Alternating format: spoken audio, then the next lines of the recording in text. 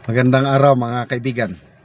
Bigyan natin ng opinion, reaction yan itong post ni Attorney Rowena Guanzon at saka ni E.B. Elmer B. Hugalbot.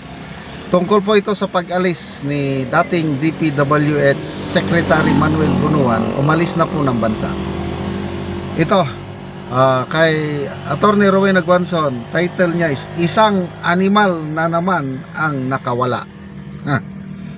Just in, former DPWH Secretary Manuel Bunuan, who is on a lookout order, has left the country for the United States, the Bureau of Immigration said.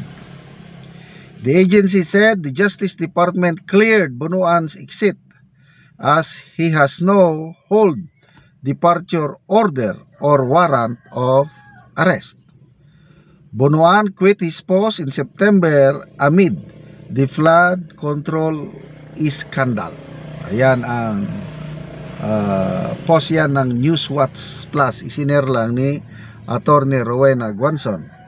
Ito naman, yung kay E.B.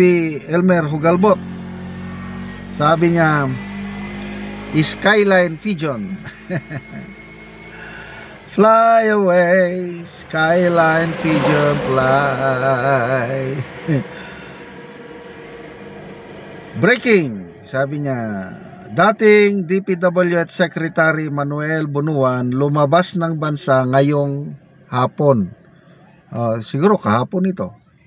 Ay, November 11, kahapon. Sa panayam ng DZRH News kay Bureau of Immigration spokesperson Dana Sandoval, kinumpirma niyang papuntang Estados Unidos si Bunuan. So, ano ngayon? Pabasa tayo sa mga comments. Marisa Cabahilo, kailan kaya lumabas ng bansa si BBM at hindi na babalik? Raquel Gildo, pali pa rin na silang lahat basta wala nang balikan, maubos din ang mga ninakaw nila sa ibang bansa. Ay nako. So, ano na itong nangyayari sa atin ngayon? Well, totoo naman yung sabi ng DOJ, ang basihan lang para hindi mo mapaalis ang isang tao kung may hold departure order or kaya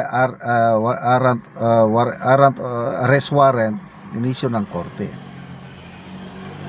So ang inisyo lang request ata ito ng ICI na ilagay siya sa Immigration Lookout Bulletin Order. So ibig sabihin useless yung Immigration Lookout Bulletin Order na yan. Binabantayan lang. Lookout lang.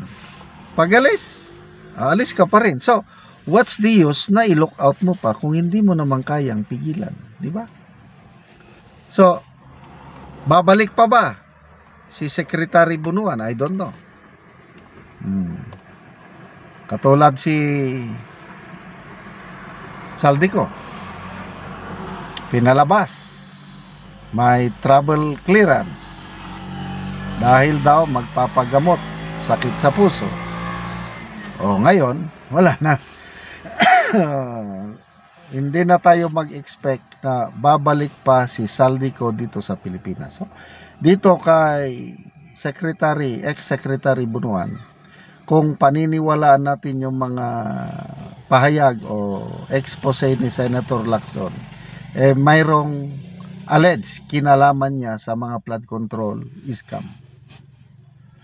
Kasi imposibleng mangyayari yan kung ang in fairness naman kay Secretary Dizon, kung ang inilagay na DPWH Secretary at the start of Marcos Jr. admin ay si Dizon, baka mas matino. Kailang pagdating kay Bunuan kasi parang opinion ko lang ito parehas lang sila ni BBM na masyadong mapagtiwala. Kung ano ang report ng baba, tanggap ng report, naniniwala ka agad. Kaya kung ano ang i-report ni Bunuan kay PBBM, naniwala naman kagad si PBBM, kaya pinagmayabang niya 5,500 flood control project sa kanyang zona last year. So, anong ibig sabihin ng weak leadership o poor management? Papaano yun? Yung mga isiniwalat ni Senator Lacson na may conflict of interest. Nagtataka si Senator Lacson, bakit daw itong si Bunuan nakakatanggap ng memo outside, galing tagalabas, nagpapadala ng memorandum para kay Bunuan at inililista doon ang mga flood control projects na dapat gawin o punduhan or ano. Ay, bakit? Nakakapagtaka nga naman. But anyway, ito na. Anong magiging epekto nito sa overall image ng administrasyon sa paglaban niya sa korupsyon? Lalong ano, ako personal, lalo akong nadidismaya na walang ngipin. Wala talagang, I don't know how will I describe it. Hindi seryoso. Tingin ko hindi seryoso ang administrasyong ito para panagutin ang mga mastermind. Ang kanila lang is happy na sila. Happy. Nag-pronounce na si Presidente, happy siya sa outcome o sa pace yung ginagawa ng ICI, happy na siya. So anong mangyayari? Sa nakikita ko, kakasuhan mga engineers ng DPWH, kakasuhan nila ang mga contractors, kakasuhan nila si Saldico. Yun lang nakikita ko. Plus mangilan-ilang kongresista siguro. Kaya lang hanggang dyan na lang. Maniniwala ba tayo na hanggang kay Saldico lang? Wala nang mas mataas sa kanya na involved? Hindi ako naniniwala. Hindi magagawa yan ni Saldico on his own. Mayroon siyang blessing galing sa taas. Kung sino sa taas na yon, alam nyo na rin. Hindi na dapat banggitin. So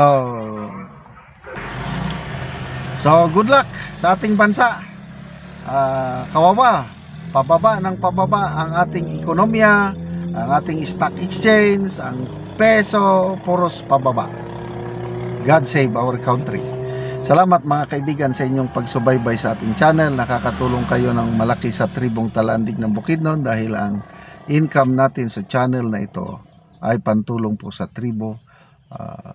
Namimigay tayo ng libreng yero at pako para makapagpatayo itong tribo ng mas maayos na tirahan. Panoorin nyo ang video na ito. Ang natagaan na mo o gero, so wala iyang bana, so siya nang nagdala.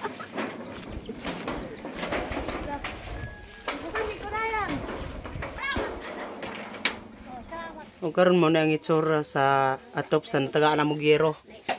Buslot na. Mga dagko gid kayo nga buslot to.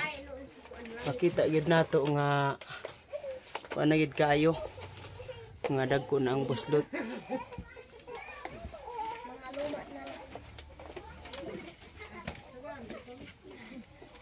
So karon pila na ni katuig ang inyong atop nga yero nga inani na ang itsura oh. Siyam na katuig. So dugay-dugay na gyud. Ngano man sa siyam na katuig nga kuan buslot ng inyong atop, wala man mo nakapuli og atop. Ani. Kalisod, wala giri atop namo. Tungod sa kalisod wala mo nakakuan gyud og inyong atop. So unsa ra inyong trabaho sa imong bana? Magmuso. Magmuso ra mo. Na kung walay muso, wala na gyud.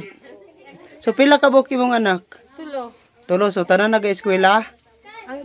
Ang duha ga eskwela. Unsa na mga grade? Grade 2. So siyam na katuig ang inyong balay. Inani na ang itsura. Asa day karon imong bana? Nanggahad siya. Sini ano ba? Amat sa Ginoo nga sa nagtabang sa sin. Nga magpadayon ng ilang pag atag mga uban nga wala na tagaan. Diyan pa ang nanginahanglan nga sama kanako. Oo, so salamat kayo. Salamat kayo sa Ginoo. Oo, sige, sige.